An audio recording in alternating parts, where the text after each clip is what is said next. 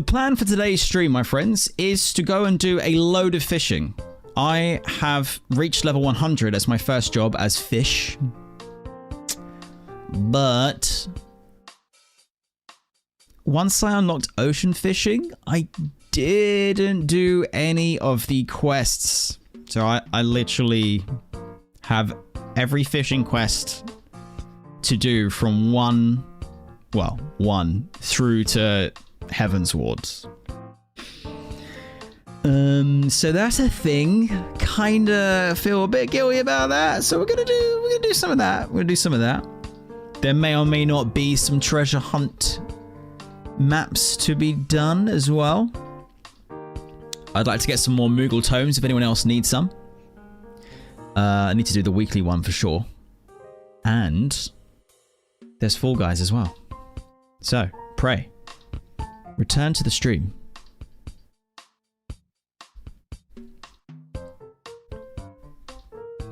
Oh.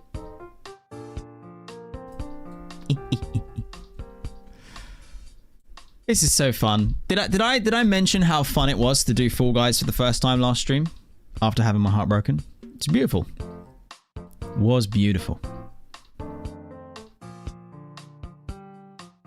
All right, let's do this.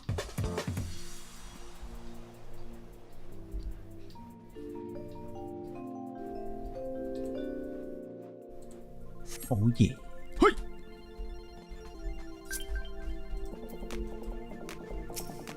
Levi.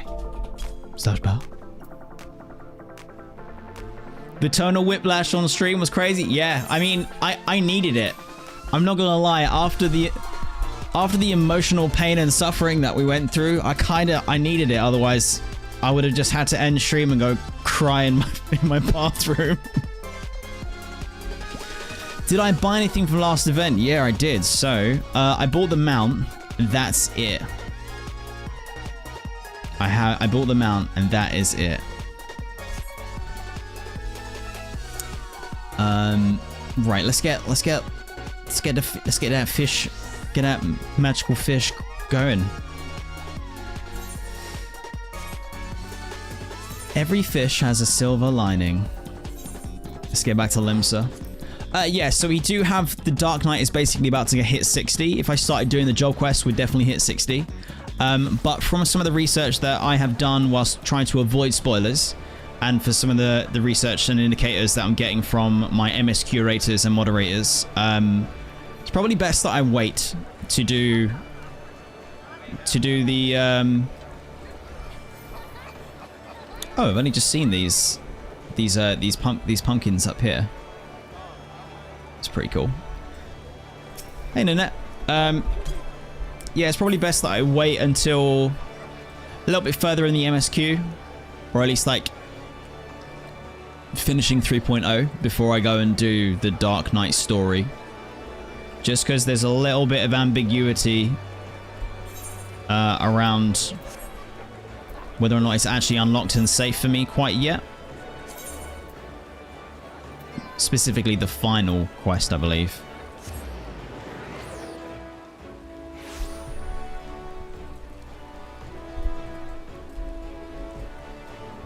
And yeah, once we get outside, I want to use this and find out what the actual amount is, because I've got no idea what the amount is from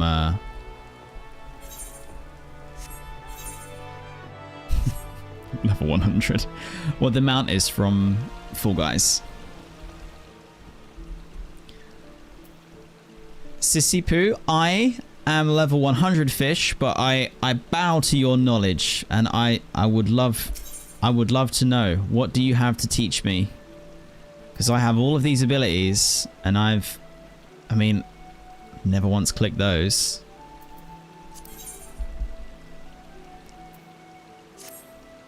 I've been thinking, Redzy, now that you can catch more fish than you can eat, it's time you learned a little about the art of fishmongering. Normally, customers purchase fish that have already been caught, but a certain Quirquin sailor has a penchant for freshness. Unfortunately, the fishermen who usually fill his orders have all, somewhat ironically, gone fishing.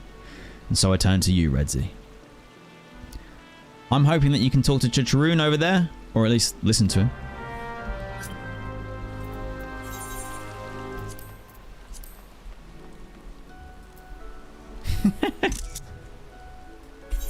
No, I didn't mean to print screen.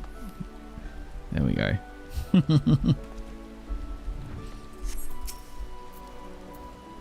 Jeshurun, the sailor. The sailors sail the seas. You, the fisherman, fish the fish. Yeah, I guess. Looking out as lookout, Jeshurun spots in water. Jumping silver fish jump, flashing silver flashes. Nani? Jeshurun wish to taste silver fish taste. Jeshurun pay good silver if you fish 5 good silver fish. All right. 5 fish, silver fish.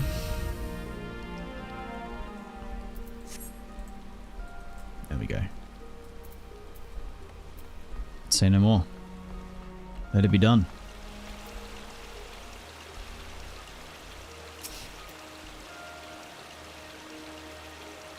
I can see in my general chat that someone's saying that someone's scamming someone.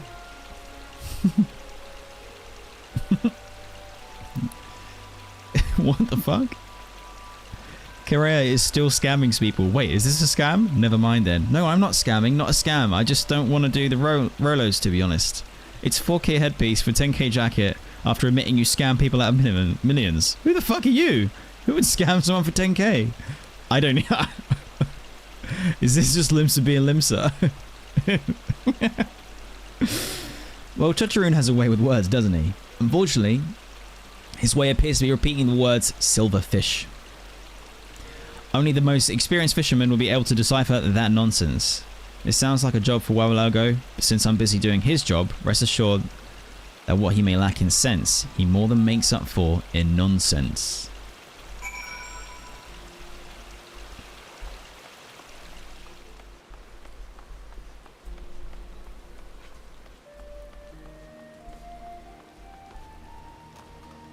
Scam 100 people out of 10K and you get good gil. Seriously? Suggesting I'd world transfers for 10,000? Wow. I mean, super defensive. Sounds like a scammer to me. Since when is it civil to sneak up and scare your seniors? I suddenly suspected Sisupu sent you to slit my stomach. Whoa, chill out, Wawa. Chill out. That woman's well aware of my weaknesses. If she's going to shout about the way I shove down shrimp, she should know better than to leave them showing on the shelf. What the fuck? Or is that not why you're here? Not at all. Not even remotely. Setting table setting aside, I'll bet you shells to shellfish I know what the Kirku inspired. If it was silver and sauntered while skimming the sea, I'm somewhat certain he saw a navigator's dagger. Daggers don't lend themselves to Laminson's liking, but the settlers of the southerly isles stir them into soup stock. You can find them by the brewer's beacon, showing one is a slippery slight for a starter, but a flitting flick of the fist of a fisherman with a gull's eye like you have. This is so difficult to read. Now, daggers are drawn to decoys that dangle, so do yourself a favour and fetch some rat tails for them to flash their fins at. What?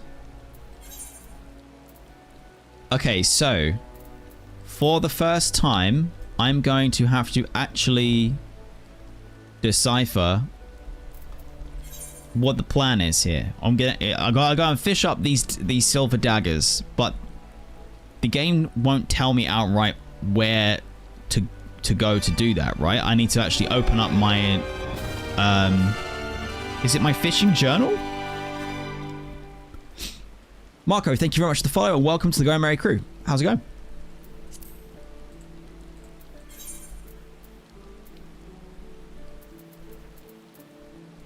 Or can I just fish them, like, here?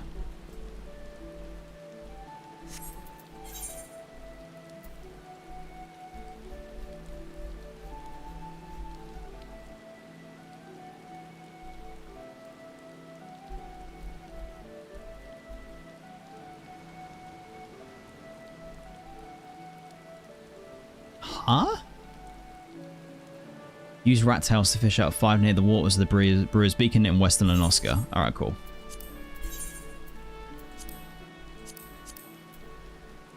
question though. Wait, before I go anywhere. I need to use 5 rat tails. Is that a type of bait that I've not come across yet?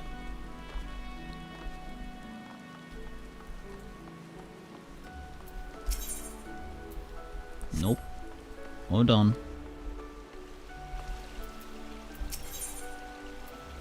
Right. Right. Or have I been given rat tails already, actually? I don't think so.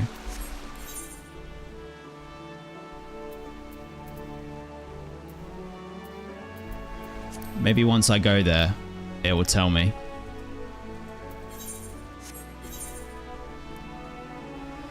Okay, Brewer's Beacon, Westland Oscar. Let's go. Wait, hold on. Low-level bait can be bought in Hawker's Alley. Well, yeah, actually, that's a good point. As long as I can do it with the versatile lure, I won't mess around with going to get, like, the specific baits if I don't need them. I'll try without them, because I would prefer to avoid having to go and buy every single one. Brewer's Beacon. I mean... Phoenix, didn't you say something like, just look on your map? But... I would have thought, for example, clicking on here like I do for everything else, it would take me to where I need to go on the map, but it does not.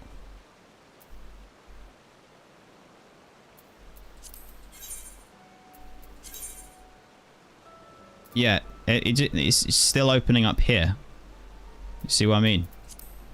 Whereas, like, for example, if I did that here, it would point me to the correct place. So it's like, it is Brewer's Beacon in Western Oscar. Wherever that is in Western Oscar.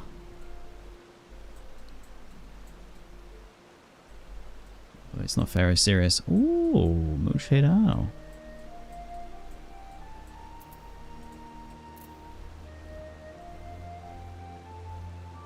Okay, here we go. Brewer's Beacon. We can go Alport and fly across. Easy peasy. Teal, welcome back to the stream. How's it going? Hope you are well. We are indeed doing a little bit of fishing.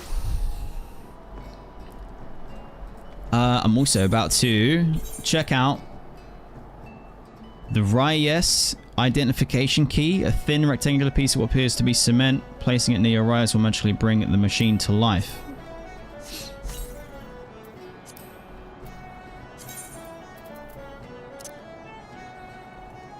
Created to serve as an obstacle in Blunderville, this mechanical rhinoceros has employed its ample weight and power to thwart the progress of many a hapless being. Fortunately for you, however, this example was programmed to shuttle you around rather than send you flying. What in the fuck? Oh, that is awesome. Wait.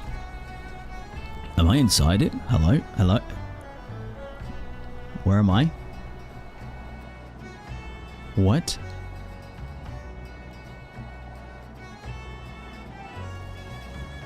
I do remember the Leaning Tower of Rhinoceros. So this is that. Does it have its own unique music? Because Asura said turn on the music. Does it have its own one then? We gotta get that going. Where are we at?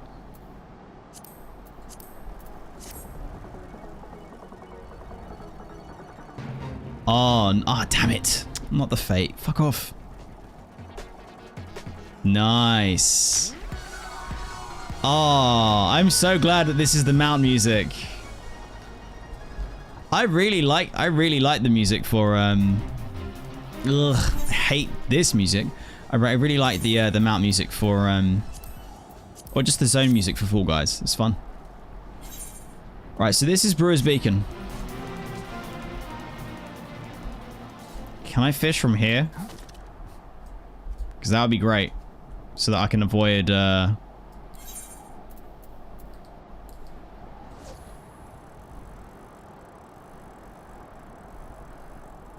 So I can avoid the sound of the fate music. I mean, how big is your line got to be to fish from here?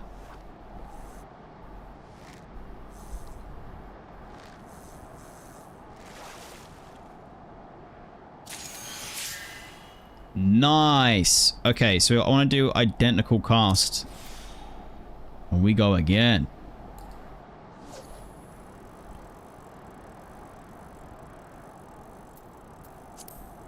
Oh, excelente.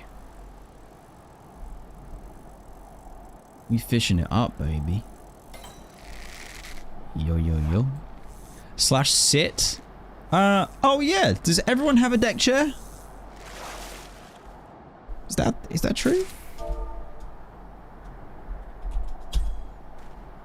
Oh, it appears out of nowheres. And off we go. Check the level of identical cast. I got it at 79.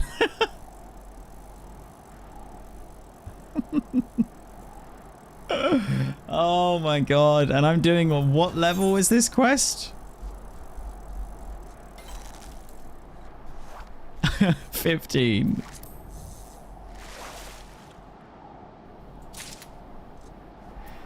The glowworm's okay, like the green cast thing, but wait, what did I get? A piece of white coral. Oh, that's not what I want. So here we are, a level 100 fisher in level 100 gear, doing a level 15 quest. Not knowing what anything does. Oh dear. Harbor herring. No, no, no. That's not what we want. Not great for zone music right now, is it? We're kind of just listening to the wind. Not exactly what I had in mind for us doing some fishing and hanging out.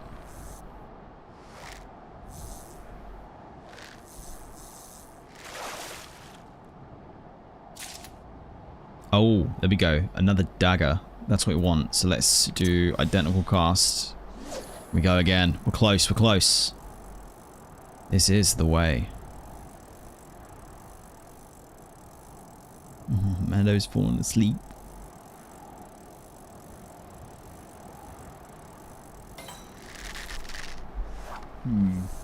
So whilst we whilst we're hanging out, should I play some music? Or if I got to wait until it becomes daytime, is that what you're suggesting, Phoenix?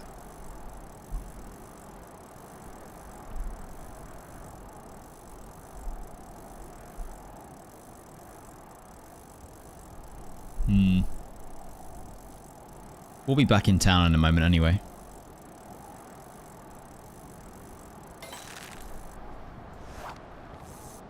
As soon as we get these daggers. Not the right one. Not quite the right one.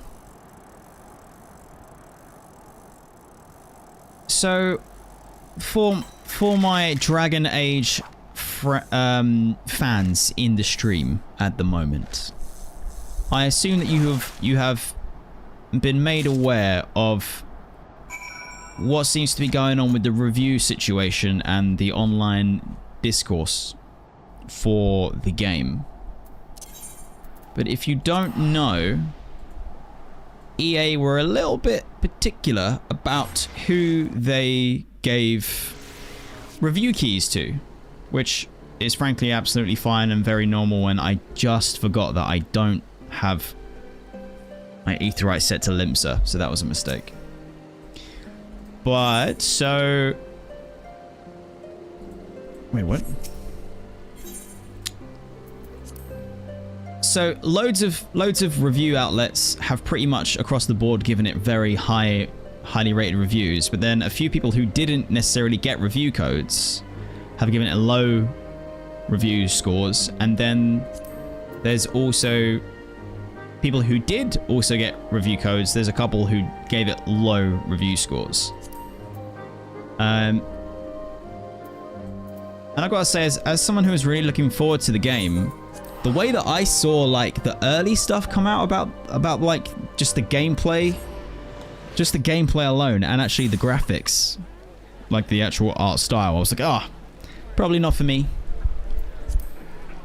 But it seems like there's a lot of buzz going on at the moment about the game. And most of it is negative talk about the game. We just hand them straight into Chooch.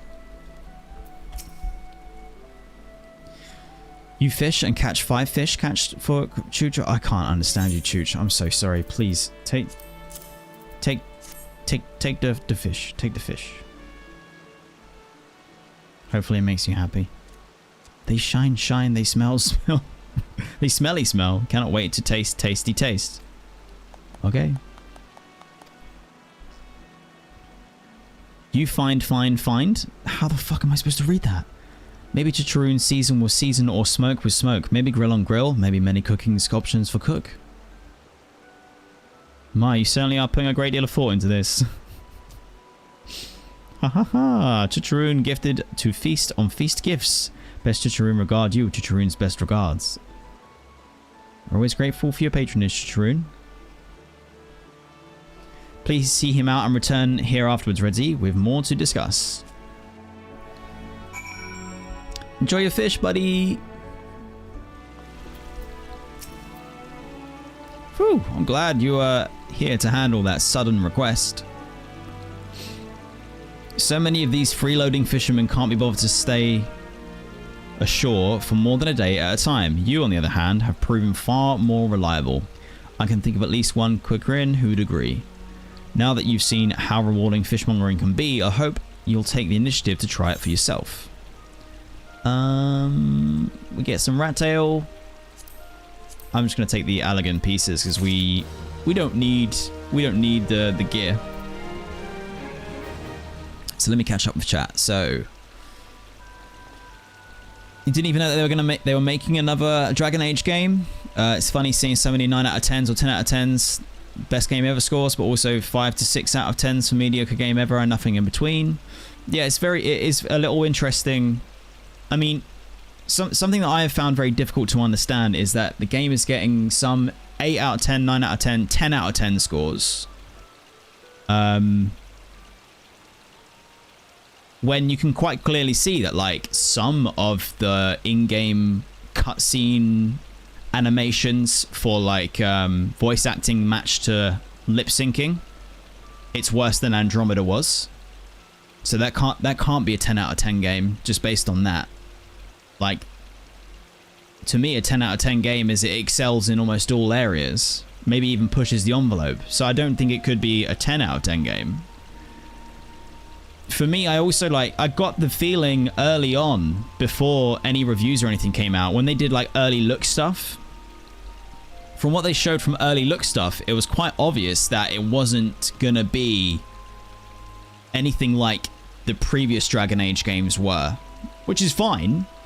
But for people who were expecting that and didn't know it was going to be a kind of reboot, it's probably gonna be the reason why there's so much discourse, or like so many different varying reviews on the game, because it's not what people thought it was going to be, I guess. Astero Dragon Age is probably your second favorite game series. Loved every game, however, I'm super scared of the new game. Waiting this game for 8 years, and from what I've seen from trailers and interviews, it doesn't look or sound like the series you fell in love with. Yeah, see, that's kind of what I'm saying. It's like it just doesn't marry up with expectations previously set. Not thrilled since they're calling it a soft reboot. Not allowing other people to import saves from previous games. Yeah, that's a bit weird. Silent Soul, welcome to the stream. How's it going? Good, thank you. Hope you're doing good.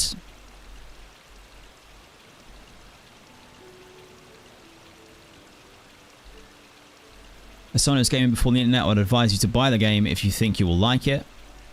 I know it's a risk, but reviewers' taste in games probably not the same as yours. Yeah, exactly. 100%, Spencer. Like, so for me, for example, I I spend some time finding a reviewer who has very similar tastes of my own, and then only then will I pretty much like put any stock in their opinion or their score or anything like that. I would never just innately blindly trust a stranger on the internet who has 1 million views on their video. That doesn't mean that we remotely think the same thing or like the same games or anything like that or have the similar tastes.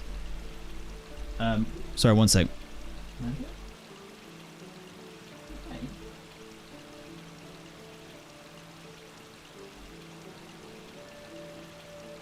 Sorry, my dog's asleep, but he was hiccuping in his sleep. I'm like, you're feeling alright, buddy? He's fine. Yeah, so 100%, like, you do need to make your own decisions, and I think the point of game journalism, if it exists properly anymore, to me it does, but like outlets and things like that is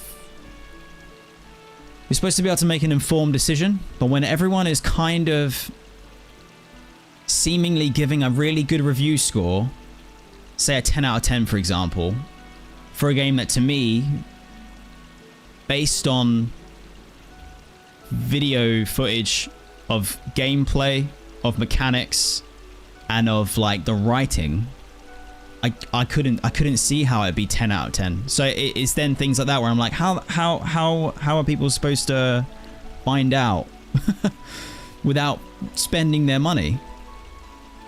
How are they going to find out?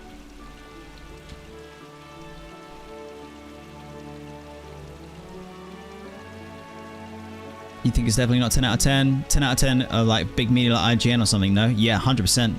Yeah. I mean, IGN just cannot be listened to, in my opinion, anyway. Skill Up showed some clips that had horrible writing. So Skill Up is one of the people that I put trust in. And I would say that Skill Up's review is quite fair and doesn't like... He doesn't completely shit on the game or anything like that. Whereas I think I've seen, I can't remember the other person who I watched who gave another negative review of it, but it seemed like it was just hating it for the sake of hating it. Whereas that didn't seem to be the case with Skill Ups, at least anyway. The only reviewer you trust are like Let's Plays from people with similar tastes to you. Yeah, exactly. Like having stuff aligned for your personal tastes. That's probably one of the best ways to be able to get some kind of informed opinion. Admiral, you take the opposite tack. You find reviewers with the opposite taste to you. And if you say the game is trash, you look into the game. That's one way of doing it for sure. It might be that the publisher is affecting the score they are giving. Yeah, 100%. There's no doubt about that. That definitely happens. We know it's happened, and it could be happening with the new Dragon Age game for sure. Example of a game not being 10 out of 10. Black Ops 6. Game crashes without saving your progress. That's 4 points down even after I love the first few missions. Exactly. There are just things like that where I'm like, I don't understand how you could give something a 10 out of 10 if it's not excelling in all areas across the board. It's a bit of a weird one. Something that I find really strange for Dragon Age is that it's supposed to be, or it's historically been quite a dark and gritty atmosphere. Very serious and tonally, like, no fucks given. You can straight up have party members hate you because of your actions. I mean, hell, if you go back to the original Dragon Age, in the opening of the game, one of the main characters murders a character in front of you, and you gotta reconcile that in your own way and get on with it. Doesn't seem like any of that is present in the game, which is very odd. Very odd. But yeah, I guess if it's a reboot, then that makes sense. It's just I don't know if they've made it clear that it's a reboot. So imagine being a long-time fan waiting for 8 to 10 years for the next game in the series, and it's a soft reboot, and it's not even the same. It's not even close. And you haven't marketed as that. That, I think, is the big problem that they're going to find with a lot of the online discussion that's happening at the moment. There is a hell of a lot of bigotry going on as well. So, like, fair warning to anyone. Like, if you go and look for it, you're going to find some really disgusting conversations being had. But for me, it's more about I wanted some seriously, like, dark RPG, and I don't think I'm gonna get it with this Dragon Age. A fish in hot water. This will teach you the advantages of fishing without live bait. You might recall Chicharroon, the babble-spewing fish connoisseur. Perhaps not, but he certainly recalls you. Oh, don't worry. We can recall. We can recall. Apparently, there aren't enough fish in the sea, so he set his sights on freshwater fish. He's even tried catching them himself, but it's proved problematic so far. While Kokorin possess a healthy appetite for fish, they lack the necessary patience and often end up eating their own bait. Oh, okay, yeah, that's going to be a problem. Unfortunately, this straightforward solution requires a roundabout demonstration, as Chicharroon does not readily accept the concept of inedible bait. If only you might snag 5 warm water trout with crowflies, you might come to see the light. The fish are said to populate the shores of Oakwood in Upper Lenoska. Alright. Say no more.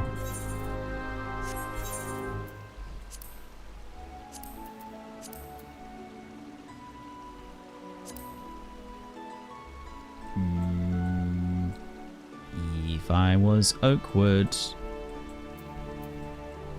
I'd be, oh, cool. Of course, I'll be over there where there's no aetheryte.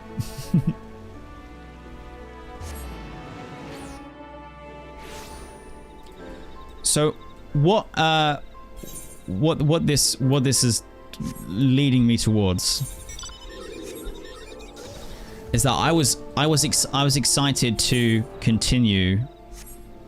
Well, I was excited for the new Dragon Age game because as I said, I wanted a dark, realistic adventure that would let me make decisions and deal with consequences. Doesn't seem to be the case with this Dragon Age. However, as someone who has yet to play Baldur's Gate 3, I would suggest that if you were in the same camp as me and you were looking for that and you're not going to get it here and you haven't played BG3, it's probably where we need to go. And if you have played BG3 but you were looking forward to Dragon Age, you might want to just double check things, really.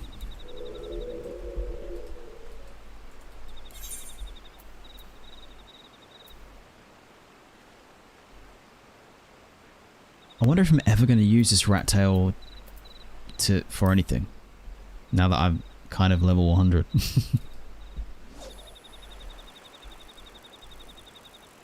Oh, I'm not sitting.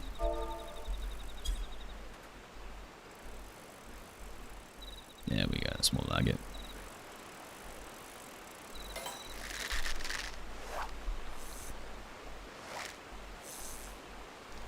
Okay, so Veilguard is continuing the story, but it's ignoring player choices from previous games. That is a shame.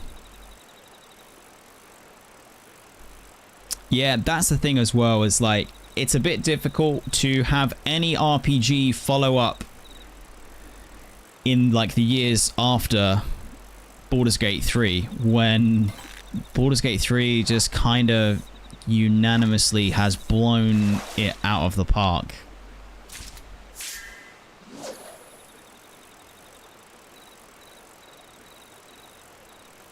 Very difficult. Especially like comparison wise, review score wise. Like the Baldur's Gate 3 get 10 out of 10 from IGN. That, like, if that got 10 out of 10 from IGN and Dragon Age Veilguard gets 10 out of 10, Is this true? But then the, you know, it could be like, well, what if it doesn't and then the other one doesn't, or vice versa? It's like, I don't know.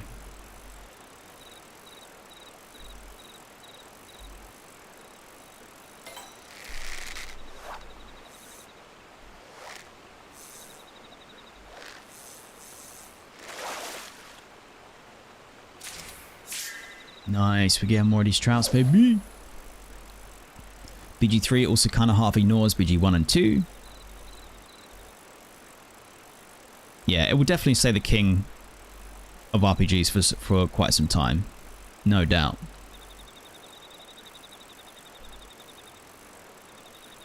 No doubt.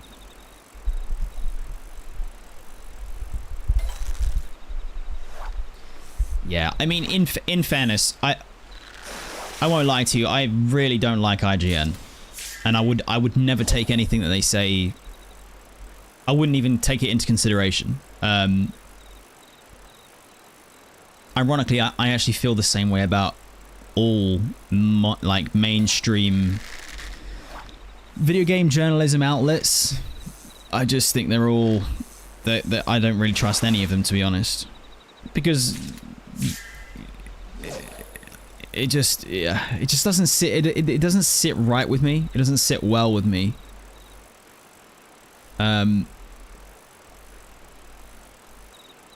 Primarily that they don't all have a very clearly laid out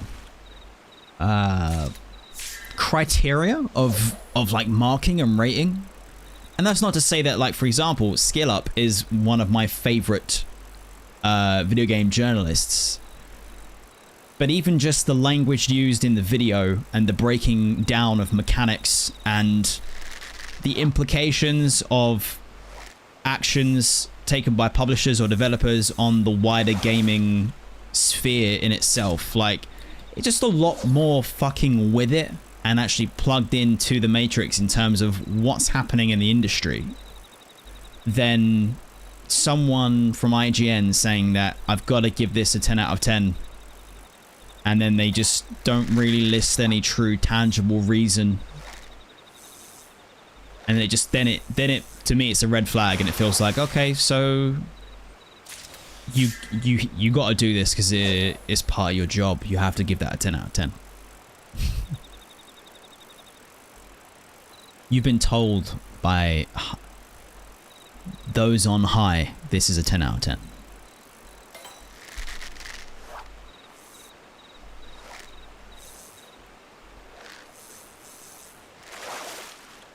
BG3 is one of the biggest passion projects in video games ever. Much like Elden Ring or Breath of the Wild, you can tell how much the developers love what they do. Vanguard feels more by the books.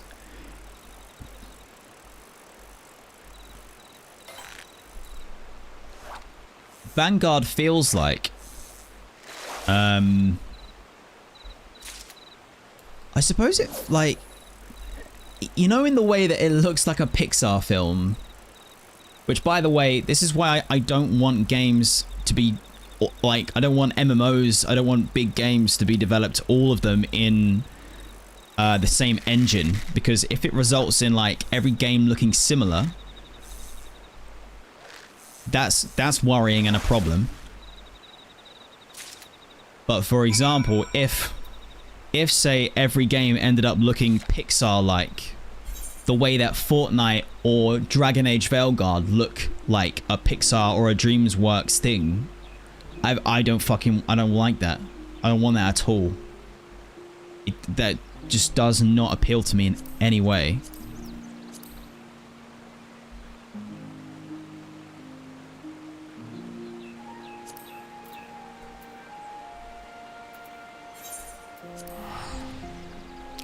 So I think, yeah, is it Unreal Engine 5? Everything just looks so shiny. Almost like a, I don't know. Just too shiny. It's just too shiny.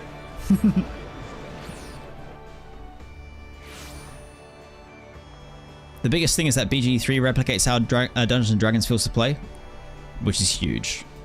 That is huge. Yeah, Larian are very special in that way. The reviews that you trust the most are honest game trailer vids on YouTube, absolutely scathing. I haven't watched one in ages, but I do remember them being quite good.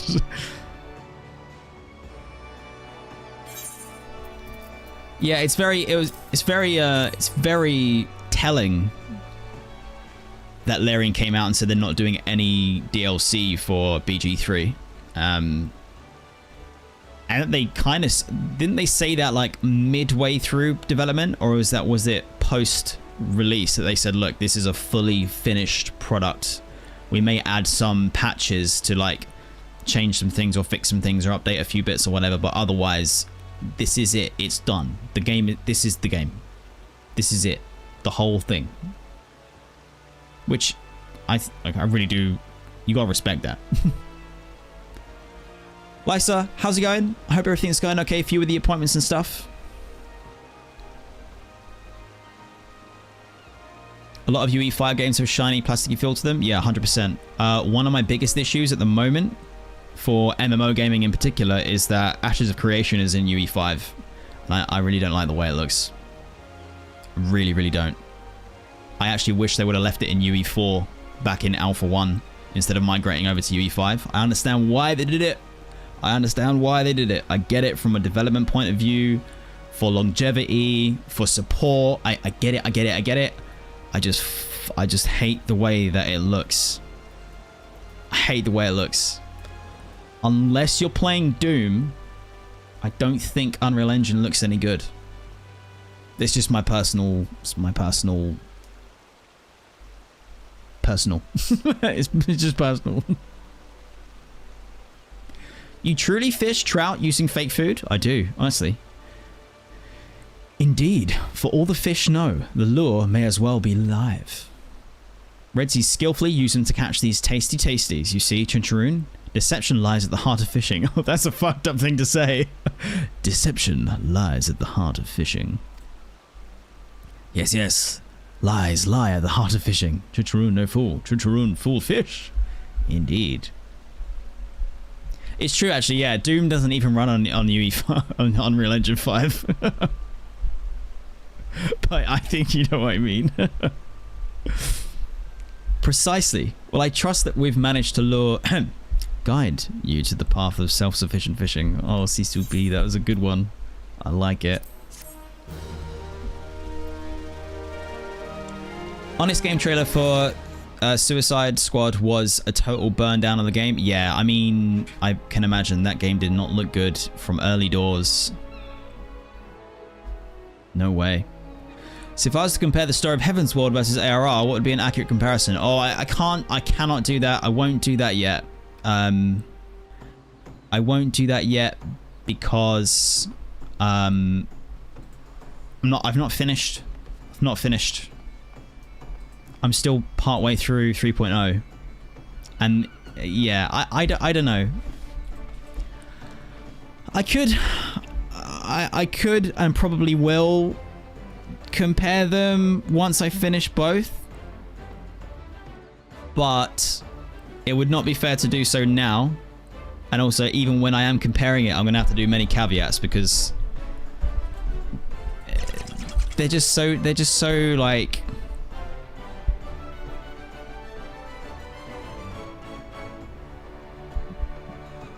They're so different when you weigh up everything. When you weigh up everything that went into rebooting 14 into 2.0. And then the patch content that follows afterwards, and clearly more money and trust and time being given to the team, and then having no restrictions moving into Heavensward and onwards. Like it just, that I don't know. I wouldn't know how to meaningfully contribute to that. And you're asking for an accurate comparison? I don't think I can yet. Yeah, maybe comparing 3.5 to 2.5 might be doable. I don't know. Impossible for me to compare something that's in flight, to be honest. Very hard to do.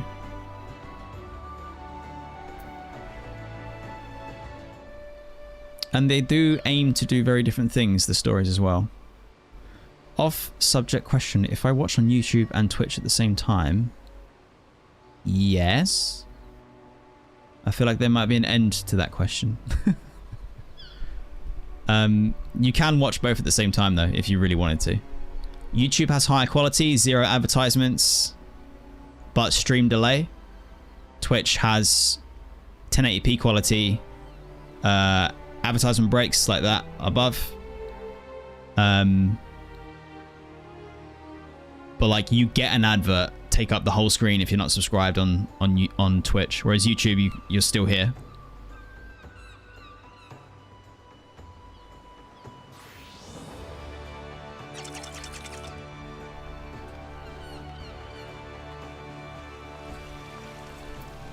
Oh, but yeah, you could watch on both though. Yes, yeah.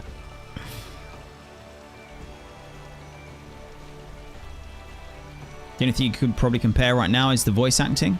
Yeah, that's true. The voice acting has changed and it has gone up massively. So what you're saying about the story and stuff, I have already. I mean, in the process of going from 2.0 to 2.5.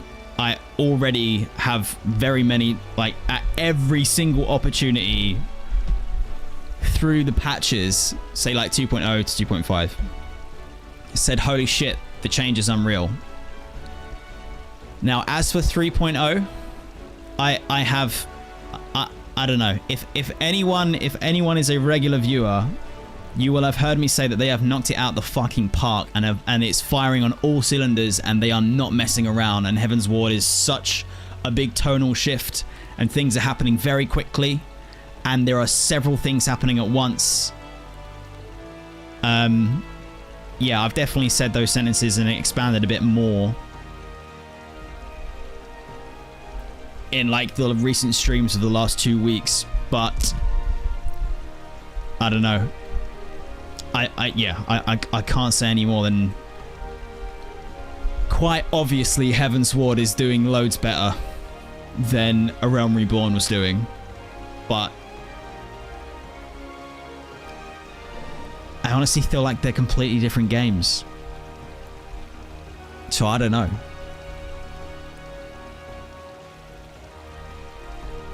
And now it's got me thinking about further on in the game, and I don't like doing that actually. So I'm gonna stop. I'm gonna stop before I start thinking.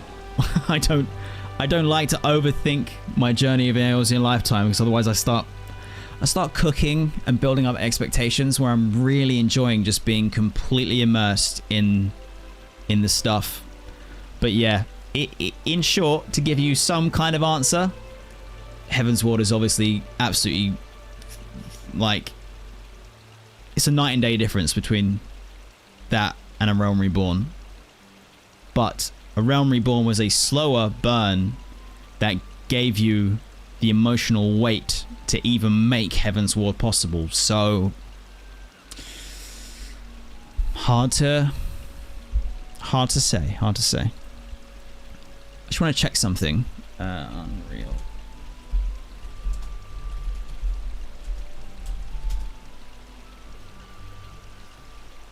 What are the latest Unreal Engine 5 games?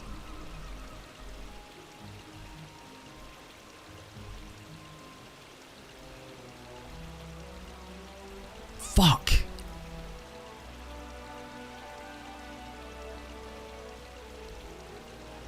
No way. Check this out.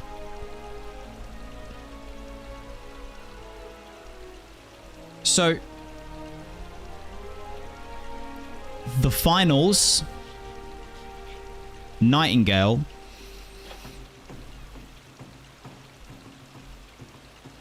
Dark and Darker, Lords of the Fallen, and Immortals of Avium, all very clearly are UE5 and represent what I mean by when I say that I think UE5 games look shit.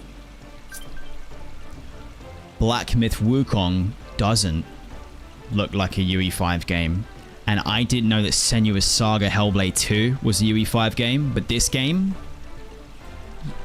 looks like the game of all games graphically.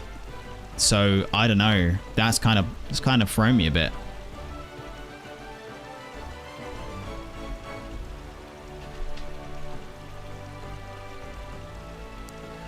But another thing, actually, that is a good point. You see this 20 games remade in Unreal Engine 5. Like, if you look at those games that are remade in Unreal Engine 5, in my opinion, like, so it happens a lot with World of Warcraft. It happens a lot with Oblivion and Skyrim. They look like out the box fucking adventure games. Like, they don't look. It doesn't look good.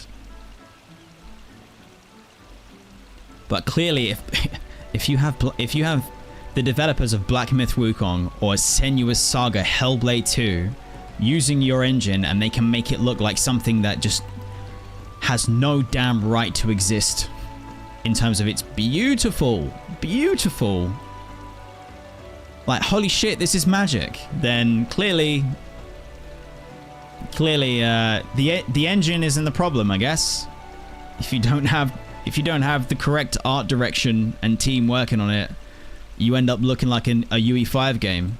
If you have the correct talent and art direction and team working on it, you look like nothing else that exists. So glad I could lose my mind. That is interesting though. I didn't know that Senua's Saga 2 was a UE5 game. That's kind of blown my mind.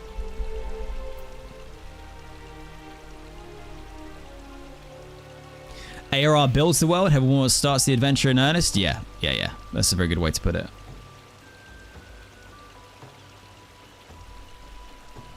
And that's a good point to mention as well, Kaylee, is that ARR is 1 to 50, Heavensward is 50 to 60, so the story pacing is indicative there too. But it is setting up the adventure, and that is very important to bear in mind for sure.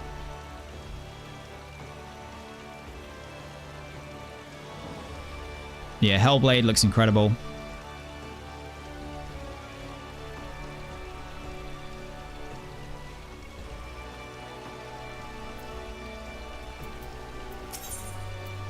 A game of cat and fish. Meow. Learn a new technique. You're familiar with the Culinarians Guild, aren't you, Redzy? A little bit. If you couldn't tell by the superculous name, their members are a finicky bunch, particularly the fussy Master Lingsath. So when he comes asking for shadow catfish, no other fish will do. Even if I kindly explain that fishing one out involves an arduous journey to full gourd float, followed by a grueling labor. Naturally, I thought of you for the task. Fuck you, sissy boo. This will likely require a bit of fish wheeling, if you know what I mean. Though I imagine you don't, as I just invented the word. It means recasting a fish that you've caught as bait for yet larger fish. Oh, I know how to do that. I know how to do that. In my wisdom, I have deemed that your fishing prowess, landfaring acumen, and physical presence directly in front of me qualify you as the ideal candidate for the job. I have no doubts that you'll be able to amply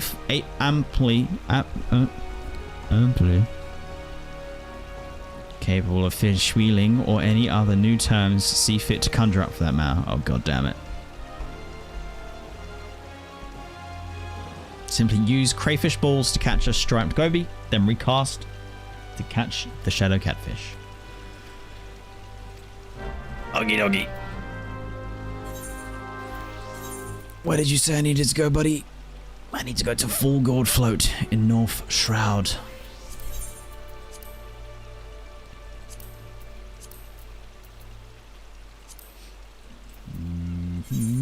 Alright, let's go.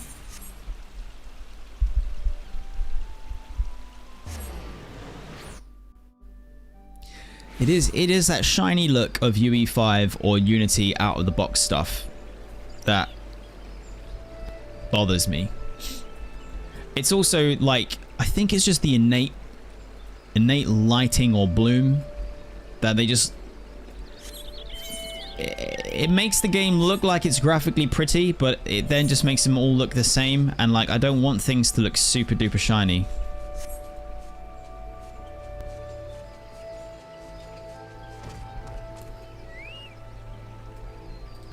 Alright, so if I use the crayfish ball, I catch a thing and then I mooch. Shit, I didn't mean to do that. My bad. No, I want to fish. And sit while I fish. There we go.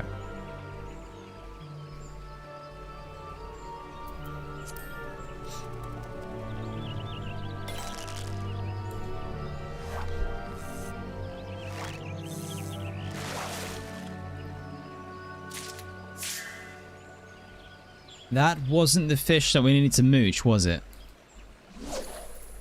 Let me double check the... Oh, there we go. Goby. Gobby.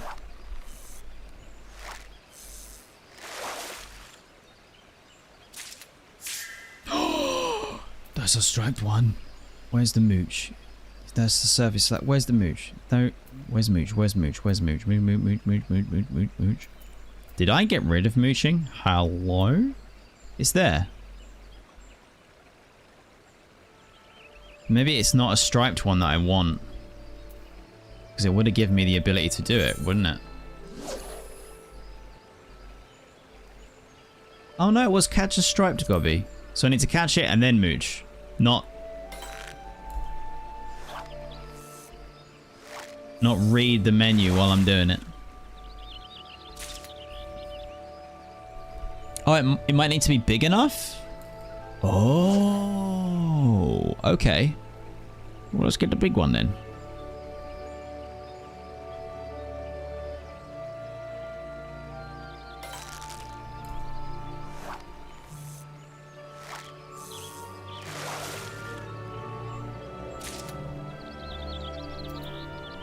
Yo, what the frick? Alright, hold on. I'm gonna go... like this. See if we can catch a large one. I might have to snag. No, not snag. What's the other one?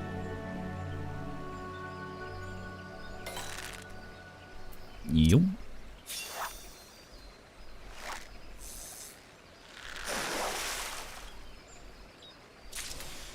Boom. Get mooched, baby. There we go. Come on. Come on now. Here we go.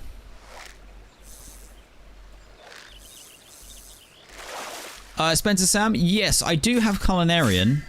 Yo, we done it. Nice. I do have Culinarian set at one set up here. Sanji Glam, of course, because One Piece is life. I'm just not leveling it at the moment. But I am ready. Did someone say smooch the kid? The fish? Nani? Hello?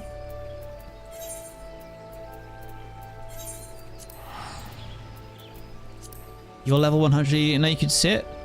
Hey, here we go! Changing people's lives!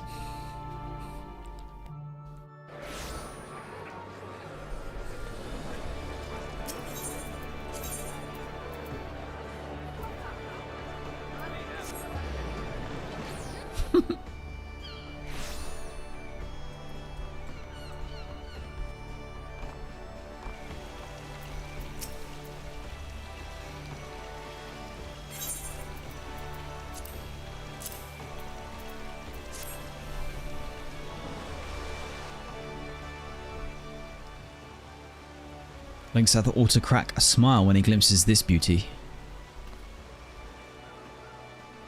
They seem never to look a gift fish in their mouth, but one can't help but stare at that gaping grimace. Looks like it could swallow a person whole. I'm sure the fish of Gridania are none too displeased to see this one leave the water. I heard that Eorzeans covet this fish too, sometimes migrating north and attacking fishermen in hopes of stealing the catch. Suppose I should have warned you about that ahead of time. Yeah, could have mentioned that. Still, I don't know what all the fuss is about. For all the lengths one needs travel and dangers ones need brave, the fish tastes little better than mud. Oh. Just pardon me, but perhaps I might persuade you to prepare them in a proper bath. Water washes off the waste you can wipe away, but the invisible vapors only vanish with vinegar. You must mind the mud you can't see. Speaking of the mud you can't see, where did you come out of all of a sudden? A good guildmaster gusts in and goes out a gale. Now you see me, now you don't. Actually, I think we both still see you standing right there. That is neither here nor there. Redzy, there are a few fishermen who could haul in the catch you did today. Frankly, I'm starting to wonder how we ever got along without you. And our legend as a fisherman grows. It doth grow.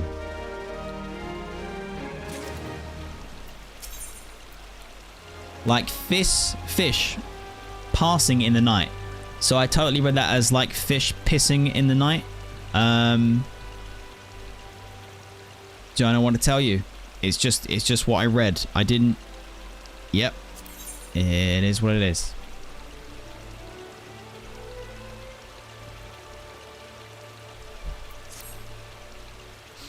The catfish you fished for Langsath has raised quite a stir. He was so pleased with the quality and quickness of the delivery that he's been raving about you to anyone in earshot.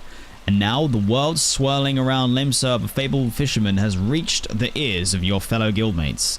Though most of them have no idea who you are, it doesn't stop the lazy sunbathers from fabricating folk stories about you. Meanwhile, Chicharon's done his part to add to your fame, singing your praises well beyond the walls of the guild. So, well beyond the walls, in fact, that goblins have come to enlist your help. Huh? The goblins want me to fish for them. Toxtix. How are you supposed to read that? Is a friend of Chicharoon, so we're somewhat obligated to hear him out, though I don't expect him to be much more intelligible.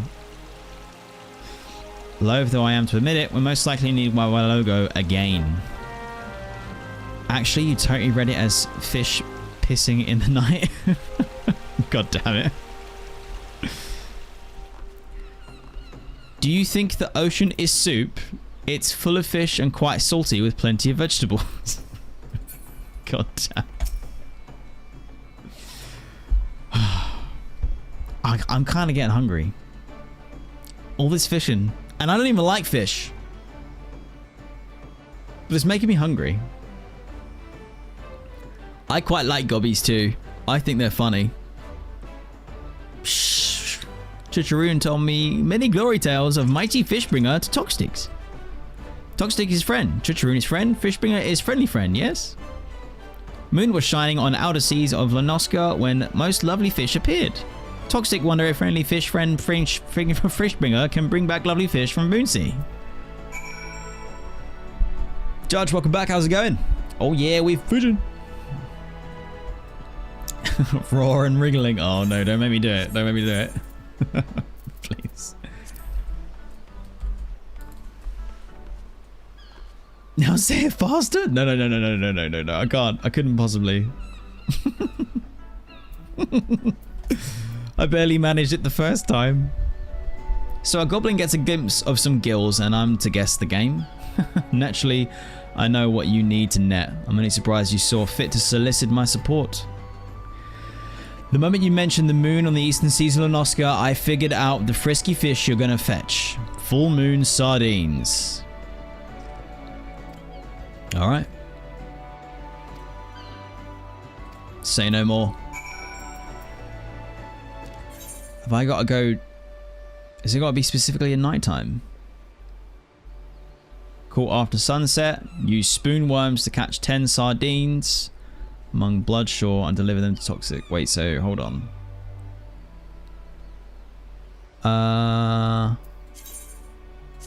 Hold up.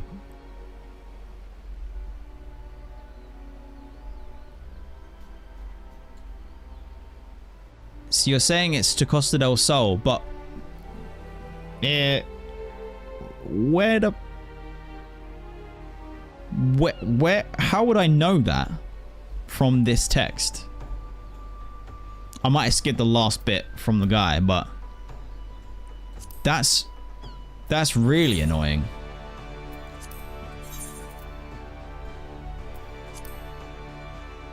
Costa del Sol, shit.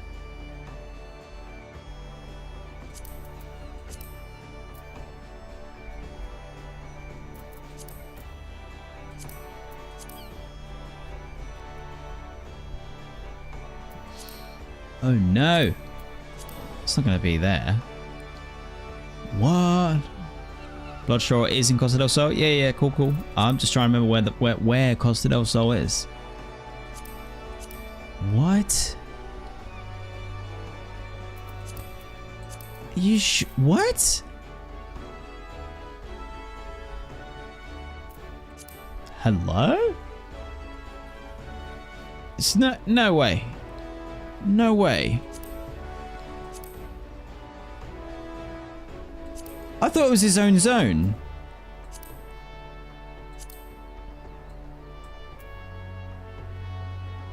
It's just Eastern Lanoska. Fucking hell. Don't, Asura, don't bring up the tower. Don't do this to me, please. Please. No, it's okay, Judge. Don't worry about a link to the wiki or whatever. It's all good. I don't have two. Ooh, there's a big fish. I don't think it's going to be too bad.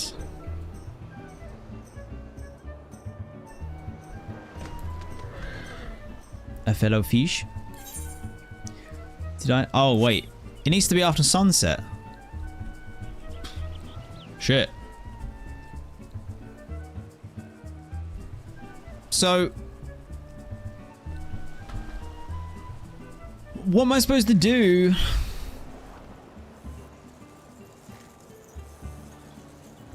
Like, I can't pass time in terms of, like, actually just hit a button and make it nighttime for me.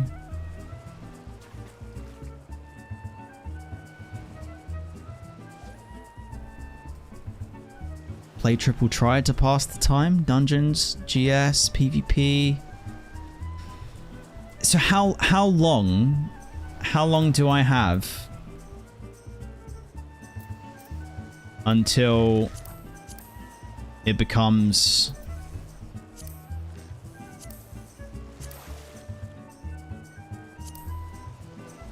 nighttime in game? I've never actually asked this.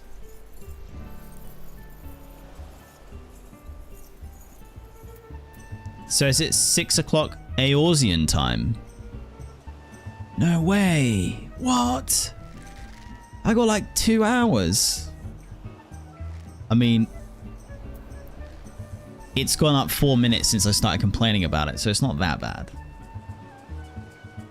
But still. Shit, son. Alright. Say no more.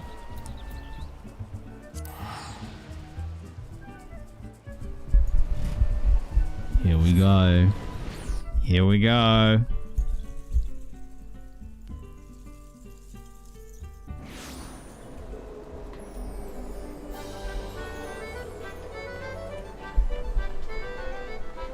"20 minutes? Is that really all it is? It's only 20 minutes real time. Dang. All right, who's ready? Who's ready? It's gonna be three jackpots back to back.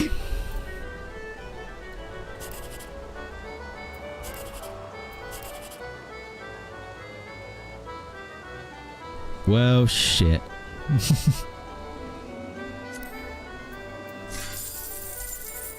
All right, it's gonna be two. It's gonna be 2 jackpots back to back.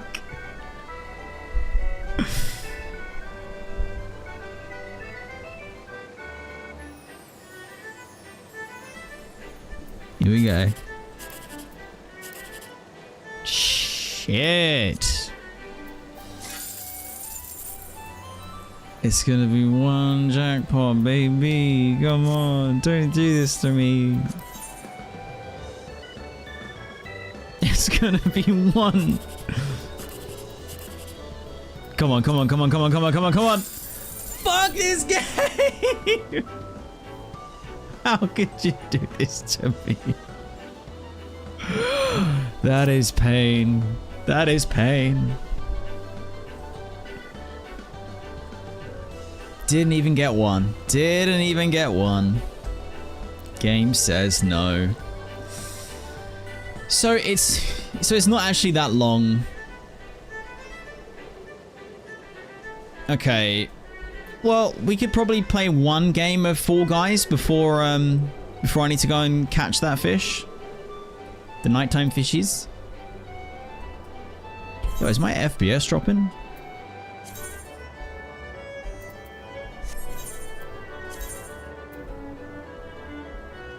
Actually does feel like it is. Why? Why? Oh, I remember the last time I messed with this on the stream though, it busted everything up.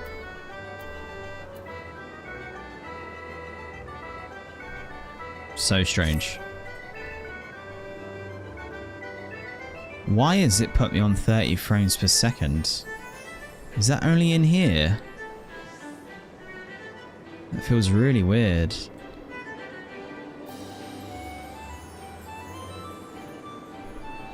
I think it's only in the Golden Saucer that it's doing this. I would have noticed that elsewhere.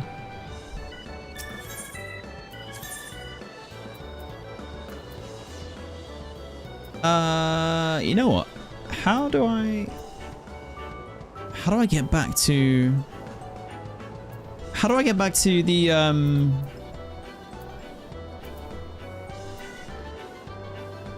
the fuck? Do I just speak to this dude? Ah, nice. Okay. Get me back in there. Get me back in there. Come on, come on, come on. Get me back in there.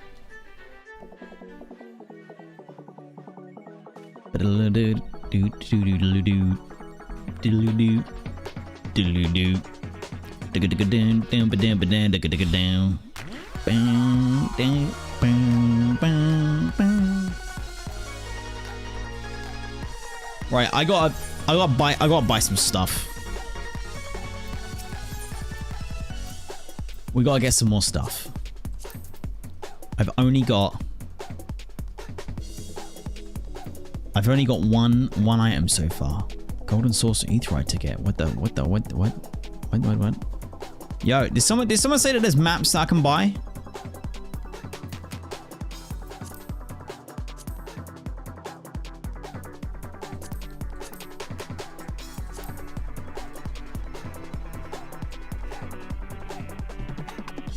The only thing that I've bought from there so far is the mount. I haven't bought anything else from this event yet.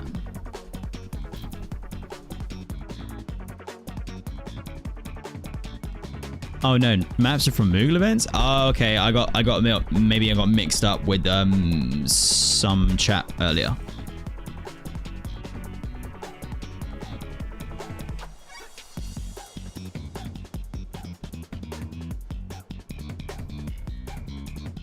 Okay.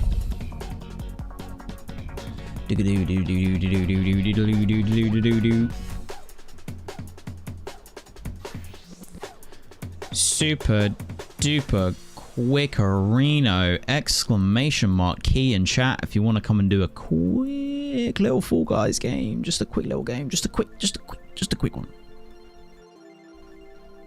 Just a quick little Fall Guys. Just a quick, super quick. Super quick. Super quick.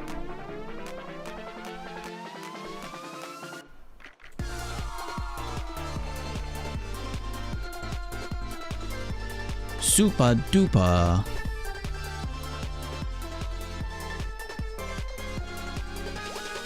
Super duper quick one.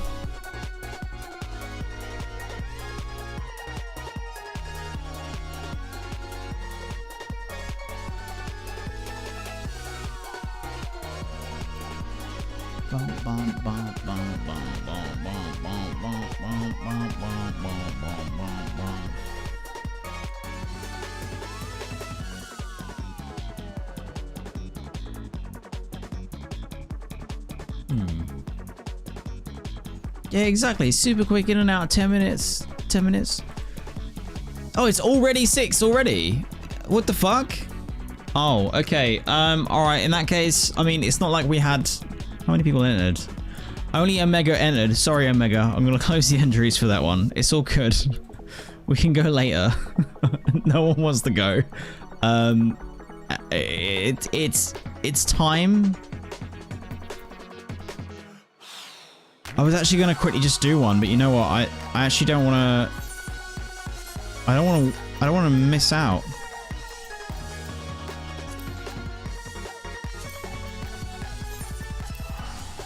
I can't believe how quickly time actually passed by. Yeah, exactly. I don't want to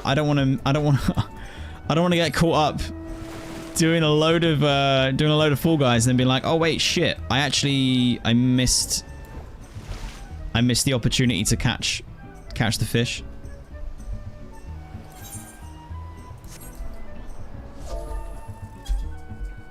All right, so I need to deliver 10 full moon sardines. You think I might not actually be in the right spot? Let's see. Let's see. Boom. Let's do identical cast.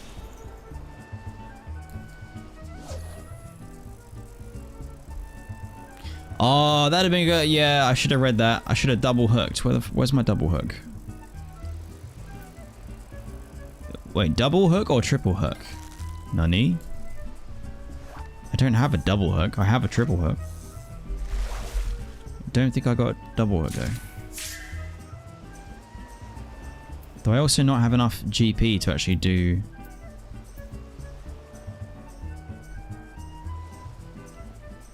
Yeah, double is from a quest. Yeah, because I remember wondering where it was when I was doing my madness of leveling through ocean fishing.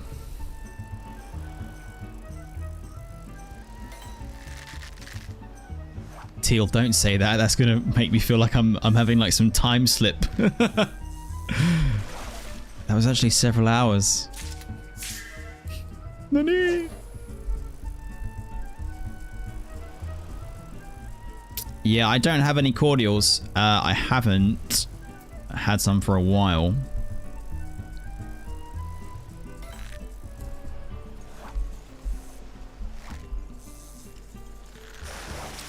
So my yo, there we go. Let's just do identical casts. So my my issue with the cordials, by the way, is that you can get fisher. Is it, what are they called that you get from doing the flipping? What is it called? My brain's gone blank because I'm reading chat at the same time as trying to use brain. Fuck, what are they called, man? So when you're doing the ocean fishing and you complete the event, you get like tickets. Scripts, that's it. So I have not unlocked the ability to even earn scripts. So I've never been able to hand scripts in to get the good cordials.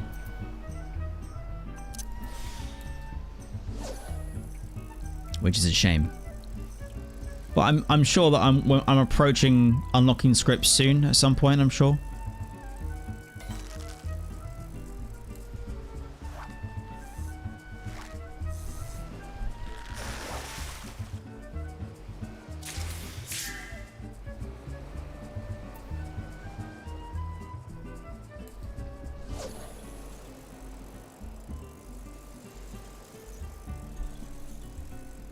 Because is it not from? Is it not from? Wait, what? The way that, okay, the way that you're talking in chat, friends, you're making it sound like scripts are unlocked from a separate quest line and not part of the fishing jobs quests. Is it? I thought that I was going to be getting it anytime soon. Am I not? They're not part of job quest. Mother. Why? I could have totally have done that. I could have done that ages ago. I thought that it was part of the... Ooh, angelfish. I thought it was part of the fishing job quests, and that's why I'd never even bothered to do it. I was too busy just ocean fishing it up. But scripts I could have unlocked separately and been rolling in the scripts by now, because I totally didn't ocean fish for 4 months straight.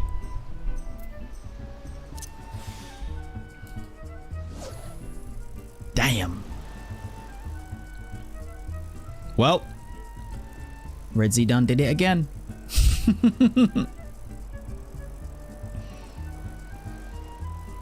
Oops.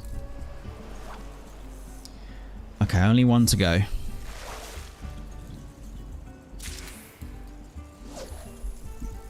Come on, Sardine. Come to me, baby.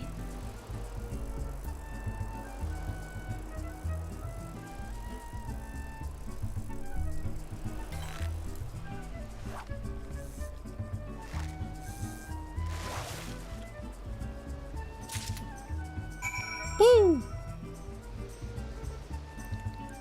Rin, you need a level 650 hand or land job? Nani?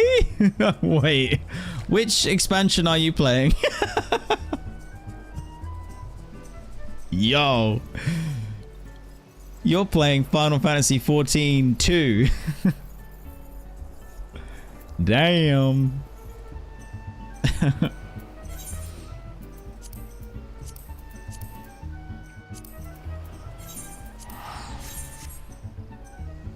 Bidoo-bidoo, doo-doo-bidoo, doo-doo-doo.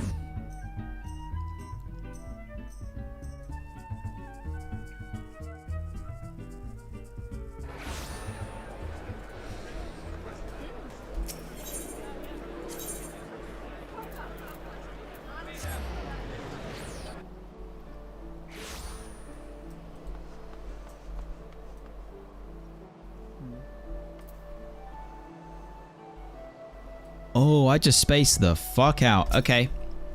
Damn, I'm hungry. What noise is he making? A tenth of moonfall is for toxic... A 10 fish? No. Wait, what? Okay. Yeah, sure. There you go. What noise is that? What is he... What is that? You think like Darth Vader noises? Like... Yes, Fishbringer has brought lovely fish from Moonshee. Is that what we're doing? That's not how I read them before. I gave them like really Gollum-like noises. Hey Leah, welcome back to the stream. Lally ho! Ah, first eye catch of lovely fish is still fresh in brain case of Toxtics. Toxtic has dreamings to taste lovely fish. Friendly fish, Fishbringer has made true Toxtic's big dream. Glory tales of Chucharoon are so no silly babble. Fishbringer is Fishbringer of fairy legends. So I'm not even the warrior of light anymore. I'm the Fishbringer. Toxtic makes sure every gobby knows Fishbringer fairy legend. What the? Okay. Shit.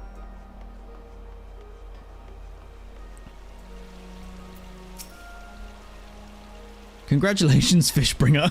Fame with fast trading goblins is liable to bring you fortune. Although you might want to find a less pungent tile so as not to drive away other prospective patrons. But what's in a tile? That which we call Fishbringer by any other name would sell as sweet. Fishbringer. The Fishbringer of light. Fishbringers.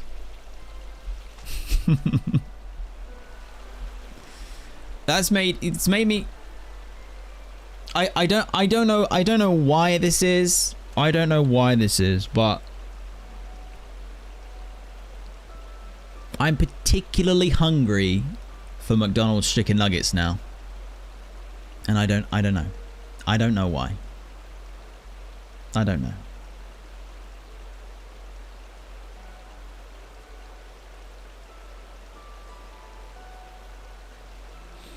Man, don't tempt me. That sounds good. I mean, I don't know. I love me some cardboard too. Don't fucking tempt me, man. Look. I don't know why. I don't know why. The fishing quests are making me want chicken nuggets. But I don't have anything to stop me getting them right now. Like, I'm lifting up my phone and I'm like, I can, you know, I just, there's nothing to stop. I mean, do I not actually have something I can just put in the oven or something? Subliminal messaging in Final Fantasy XIV quests. Yeah, it's like, get chicken nuggies. What do? What do? Oh no! Shit! Oh. Oh no. Actual tragedy. Okay. Actual tragedy has befallen me. In my head, I'm like, all right, well maybe I've got some frozen chicken nuggets in the freezer anyway, you know, and I can put them in the air fryer. Do you know what I did? Do you know what I did today, this morning? And I didn't finish doing. I took the air fryer drawers out. I put them in the sink. I put washing detergent in them, like cleaning detergent. Then filled them with boiling water. And I've left them there all day. So I'd have to do the whole thing, man. I'd have to empty them. Well, no. I'd have to scrub them, rinse them out, fill them up, rinse them out, dry them. I did the whole leaving to soak thing, like I was gonna do the thing. Shit. So now the question is, I was gonna say, how am I that lazy?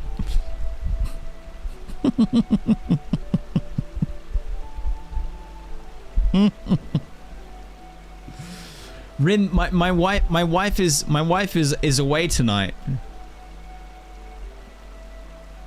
So as long as I get it fixed by the time she comes home tomorrow. And I hide the chicken nugget box from the McDonald's I'm about to order on stream. Then I think it's all gonna be fine. I think it's all gonna be fine. Fuck. Ah. You know. Actually, Phoenix, I better check my phone, because you know what? Actually, every now and then she comes in and checks the stream to see how I am. It's really, really lovely. But I might just straight up fuck myself there.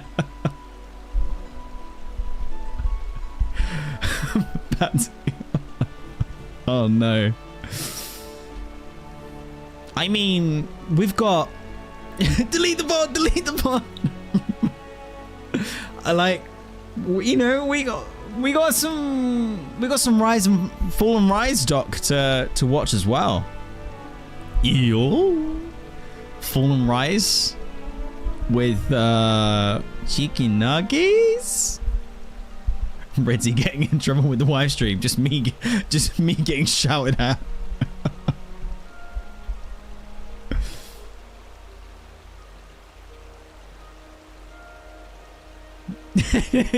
Capital letters. Delete this.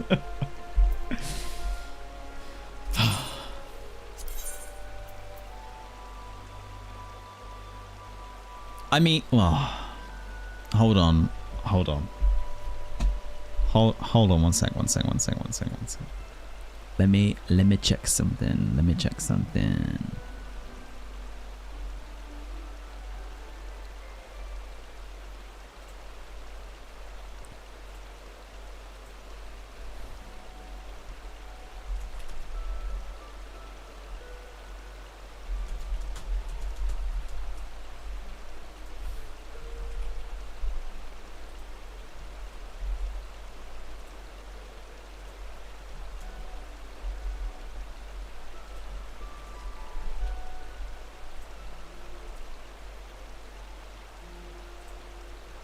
Okay.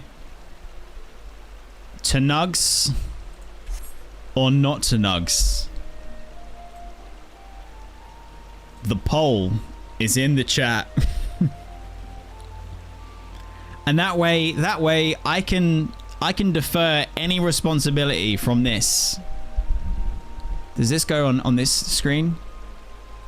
It does. I can just shift responsibility from me to you. I won't even. I'm just straight up. I'll just be like, look. I gave the people what they wanted, okay? I gave the people what they wanted. They wanted the nugs. Yo, what? No, Flodine actually said no. Wait. I thought we were all in cahoots. No, what? Lumpy, what the fuck? Of course you would. Of course you would, Lumpy. Wow, throw me under the bus. No, no, Phoenix, no. Oh. What is happening? What is happening?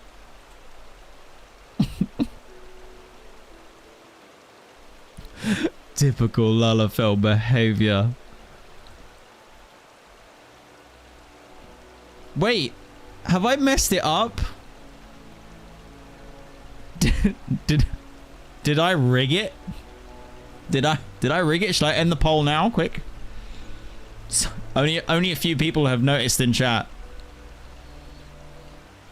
I tried to. No.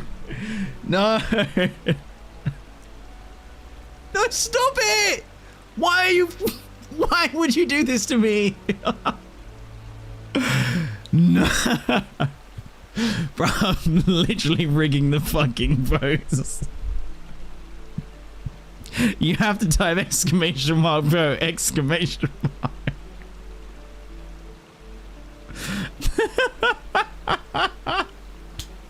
I tried so hard and got so far, but in the end, I had to clean up my act.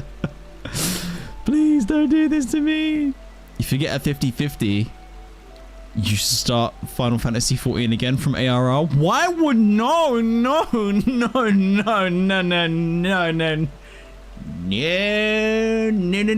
That's no. Please don't do it to me.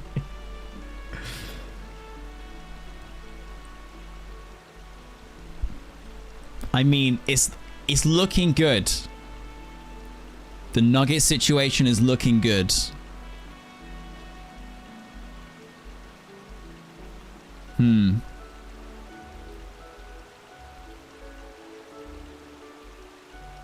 So it's looking like I'm gonna get away with Operation Blame It on Stream Chat that I ordered chicken nuggets. What day stream are we on? Are we on day 53?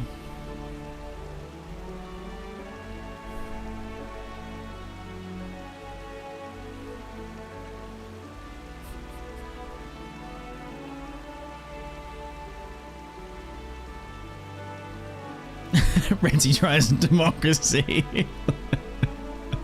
I let you vote, but I'm doing a lot of influencing. Right, if my wife just turns up now and votes yes, I'm gonna be like, yo. I may have messed around with the format of the things. Hold on, what's happening here? Someone's training me in game. Didn't mean to? Oh, okay, no problem. Slash bow. Okay. I should do managed democracy.